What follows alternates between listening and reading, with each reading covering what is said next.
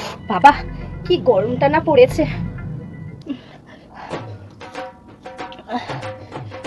উফ মা, তরকারিটা আজকে যা ঝাল দিয়েছো আমি নিতে পারছি না। ঝাল হয়েছে? কই, আমি তো বেশি লঙ্কা দিইনি, আমি তো জাস্ট 3-4টে কাঁচা লঙ্কা দিয়েছি, এতেই ঝাল? আচ্ছা আচ্ছা, দাঁড়া আমি চিনি এনে দিচ্ছি।